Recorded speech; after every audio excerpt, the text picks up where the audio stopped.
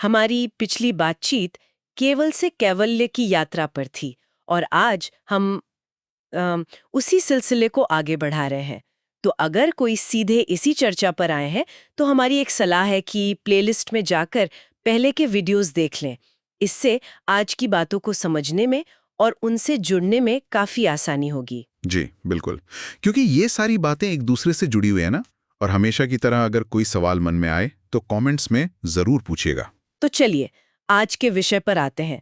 आज हम एक ऐसे चलन पर बात करने वाले हैं जो समाज में खासकर युवाओं के बीच बहुत तेजी से बढ़ रहा है।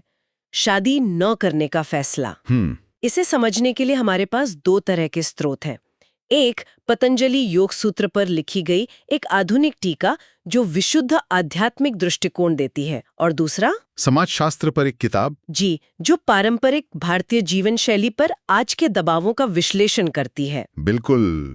तो आज का हमारा मिशन है इन दोनों कभी-कभी विरोधी लगने वाले दृष्टिकोणों को मिलाकर ये समझना कि इस चलन के पीछे की असल कहानी क्या है। सामने अकेला बैठा है और उसके चेहरे पर गहरी चिंता है।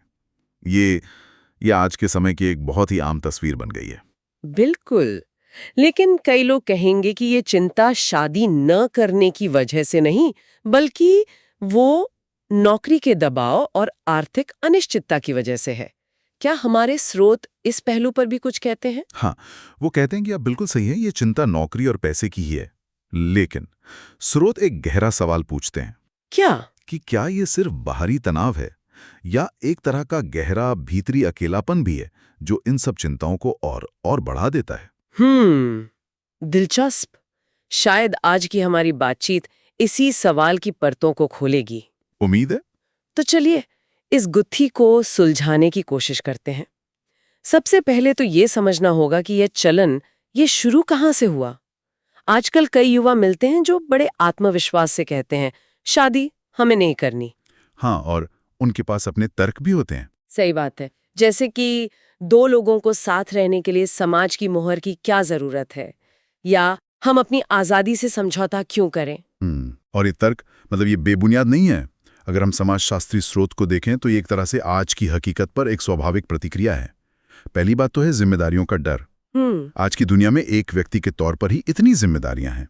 करियर बनाना है, ईएमआई भरनी है, मेंटल हेल्थ का ध्यान रखना है, कि एक और व्यक्ति और फिर पूरे परिवार की जिम्मेदारी का ख्याल ही वो थका देने वाला लगता है। मैं इस बात से सहमत हूँ, लेकिन क्या ये सिर्फ डर है या फिर आज की पीढ़ी जिम्मेदारी को शायद अलग तरह से देख रही है। शायद उनके लिए अपने करियर या अपने सपनों की जिम्मेदारी एक परिवार बनाने की पारंपरिक जिम्मेदारी से ज्यादा बड़ी और जरूरी हो गई है। ये बहुत ही दिलचस्प नुक्ता है। बिल्कुल, प्राथमिकताओं में एक बड़ा बदलाव आया है। और इसके साथ ही हमारे स्रोत बताते हैं कि भरोसे की कमी एक बहुत बड़ा मुद्दा है। अच्छा। बहुत से लोगों ने अपने पिछले रिश्तों में धोखा या दर्द सहा होता है। उन्हें लगता है कि किसी पर भी पूरी तरह भरोसा करना वो खुद को फिर से चोट पहुंचाने का एक न्योता देने जैसा है। और मुझे लगता है कि इसका एक और बड़ा कारण हमारे आसपास के उदाहरण हैं। जब युवा अपने ही घर में माता पिता को लड़ते झगड़ते देखते हैं, बिल्कुल, या दोस्तों और रिश्तेदारों की शादियों को टूटते हुए देखते हैं, तो उनका इस पूरी संस्था पर से विश्वास उठ जाता है। सही बात है। सोशल मीडिया पर जो जुड़े हैप्पी कपल्स की तस्वीरें डालते हैं, असल जिंदगी में उनकी कहानियां कुछ और ही होती हैं। ये दोहरापन देखकर एक तरह की कड़वाहट पैदा हो जाती है। वही तो। आपने बिल्कुल नब्ज पकड़ी है। जब चारों तरफ से सिर्फ असफल वैवाहिक अनुभवों की कहानियां ही सुनने को मिलें, तो एक नकारात्मक छवि बन जाना वो स्वाभाविक है।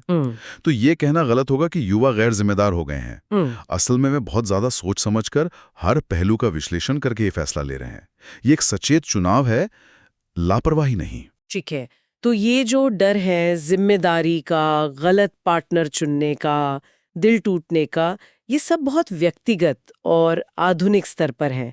लेकिन मुझे आश्चर्य होता है कि क्या कोई बड़ा पारंपरिक ढांचा है जो इन व्यक्तिगत डरों को एक बड़े परिप्रेक्ष्य में रखने में मदद कर सकता है। शायद हिंदू धर्म में जो जीवन के 4 चरणों की बात होती है उससे कुछ मदद मिले। क्या वो आज भी प्रासंगिक है? ये एक बेहतरीन सवाल है।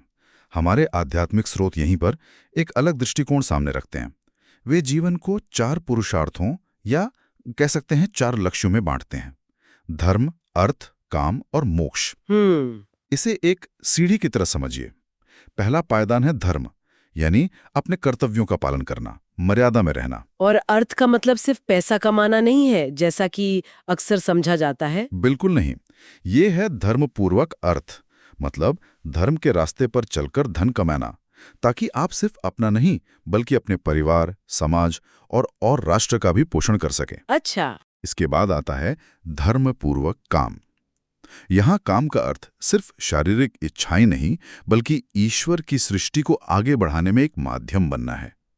और इन तीनों सीढ़ियों को सही तरीके से चढ़ने के बाद ही आप चौथे और अंतिम लक्ष्य मोक्ष तक पहुंचते हैं, जो है जन्म मरण के चक्र से मुक्ति। लेकिन ये तो बहुत ही आदर्शवादी और प्रिस्क्रिप्टिव लगता है। मतलब अगर कोई शादी नहीं करता तो क्या वो मोक्ष का हकदार नहीं है? क्या उसका जीवन अधूरा माना जाएगा? आज के जमाने में ये बात गले उतरना थोड़ा मुश्किल है। आपका संदेह बिल्कुल जायज है, और स्रोत ये नहीं कहते कि यही एकमात्र रास्ता है। वे ये भी साफ करते हैं कि मोक्ष के लिए गेरुआ वस्त्र पहनना या हिमालय पर जाना जरूरी नहीं है। एक सैनिक का धर्म है देश की रक्षा, एक वैज्ञानिक का धर्म है खोज करना। हर किसी का अपना एक कर्म पथ है। लेकिन पारंपरिक ढांचे के अनुसार गृहस्थ आश्रम यानी शादी करके परिवार बसाना समाज की नींव को मजबूत करने वाला सबसे महत्वपूर्ण धर्म माना गया है। अच्छा। ये व्यक्तिगत चुनाव से ज्यादा एक सामाजिक कर्तव्य था। आज का जो द्वंद्व है वो इसी व्यक्तिगत चुनाव और सामाजिक कर्तव्य के बीच का है। एक मिनट, यहीं पर ये स्क्रिप्ट वाली बात आती है और सच कहूं तो ये मुझे थोड़ी परेशान करती है। अगर सब कुछ पहले से लिखा है तो फिर हमारे फैसलों का, हमारी आजादी का क्या मतलब रह जाता है? ये तो सुनने में बहुत निराशाजनक और भाग्यवादी लगता है। मैं समझ सकता हूं कि ये सुनने में ऐसा क्यों लगता है। शायद स्क्रिप्ट शब्द थोड़ा भ्रामक है। इसे ऐसे देखिए, स्क्रिप्ट का मतलब ये नहीं है कि आप एक कठपुतली हैं और आपकी हर हरकत पहले से तय है। नहीं। तो फिर इसका मतलब है कि आपके जन्म के साथ आपको कुछ परिस्थितियां, कुछ रिश्ते और कुछ जिम्मेदारियां मिली हैं। ये आपकी कर्म भूमि है। आपकी आजादी इस बात में है कि आप उस भूमि पर अभिनय कैसे करते हैं। इसे एक उदाहरण से समझाएंगे? जरूर। स्रोत एक बहुत सरल उदाहरण देते हैं। मान लीजिए किसी की स्क्रिप्ट में, यानी उसके कर्मों के हिसाब से, अपने बुजुर्ग माता पिता की देखभाल करना लिखा है। ठीक है। लेकिन वो व्यक्ति करियर का हवाला देकर या ये कहकर कि मेरी अपनी जिंदगी है, उन्हें एक ओल्ड एज होम में छोड़ देता है।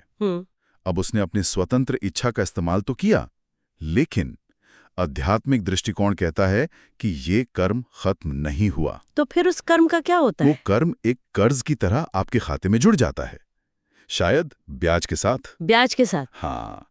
हो सकता है कि भविष्य में उसे अपने बच्चों से वैसी ही उपेक्षा मिले या किसी और रूप में उसे उस भावनात्मक ऋण को चुकाना पड़े। व्यवस्था अपना संतुलन बना लेती है। तो स्क्रिप्ट से भागने का मतलब कर्म को मिटाना नहीं बल्कि उसे और जटिल बनाना है। तो अगर हम इसे शादी के विषय से जोड़ें, क्या इसका मतलब यह है कि अगर कोई शादी से इसलिए भाग रहा है क्योंकि उसे मुश्किल सास ससुर या जिम्मेदारियों से बचना है, तो यह दृष्टिकोण कहता है कि आप असल में किसी चीज से बच नहीं रहे, सिर्फ उसे भविष्य के लिए टाल रहे हैं? हाँ, सार यही है। यह दृष्टिकोण कहता है कि जीवन आपको जो भी भूमिकाएं देता है, चाहे वो एक बेटे की हो, एक पति की हो या एक पिता की हो, वे सब आपके कर्मों का ही हिस्सा है।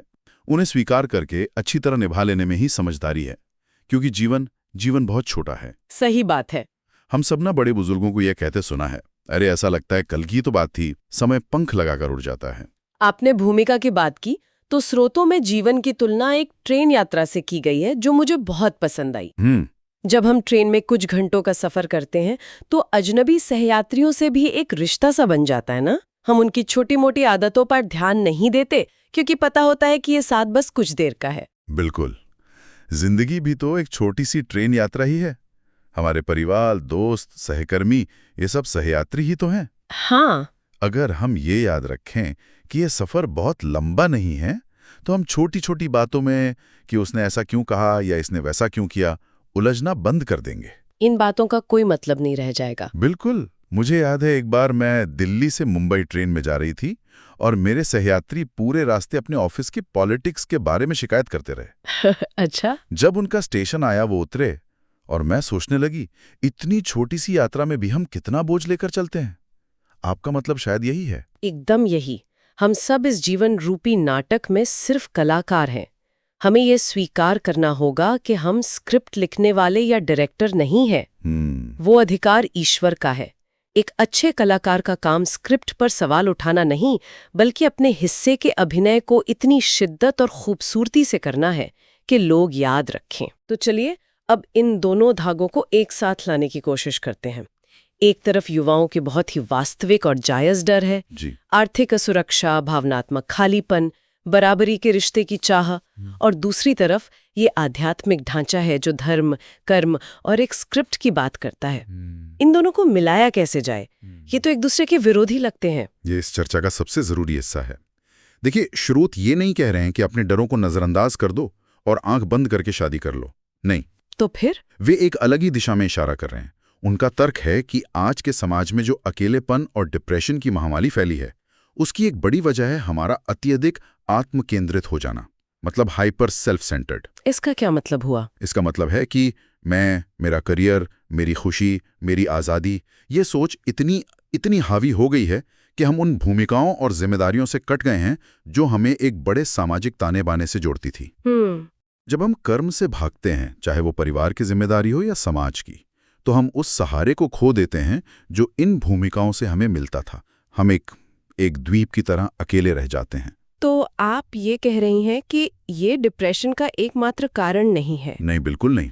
लेकिन ये उस बड़ी तस्वीर का एक अहम हिस्सा हो सकता है जिसे हम अक्सर नजरअंदाज कर देते हैं। बिल्कुल, ये एक बहुत ही जरूरी बारीक बात है। स्रोत किसी भी मानसिक स्वास्थ्य की स्थिति को कमतर नहीं आंक रहे हैं, वे सिर्फ एक संभावित आध्यात्मिक खालीपन की ओर इशारा कर रहे हैं जो तब पैदा होता है जब एक व्यक्ति का अपने परिवार और समाज से जुड़ाव वो टूट जाता है। समझ गई। शायद शादी जैसी संस्थाएं अपनी तमाम खामियों के बावजूद हमें इसी अकेलेपन से बचाने का एक सामाजिक तरीका थी। तो आज की इस गहरी बातचीत को अगर हम समेटें तो हमने युवाओं के शादी न करने के पीछे के आधुनिक और तार्किक कारणों को समझा। जी। फिर हमने जीवन के 4 पुरुषार्थों, धर्म, अर्थ, काम, मोक्ष के पारंपरिक ढांचे पर नजर डाली, और अंत में हमने कर्म की स्क्रिप्ट और जीवन एक यात्रा है जैसे विचारों के जरिए ये जानने की कोशिश की कि कैसे ये दोनों अलग अलग दृष्टिकोण एक बिंदु पर आकर मिल सकते हैं। हाँ, और अंतिम विश्लेषण यही है कि जीवन में जो भी भूमिका मिली है उसे एक आदेश या बोझ की तरह नहीं, बल्कि एक अवसर की तरह देखना चाहिए। अवसर अपने कर्मों को पूरा करने का, खुद बेहतर बनाने का और दूसरों से जुड़ने का।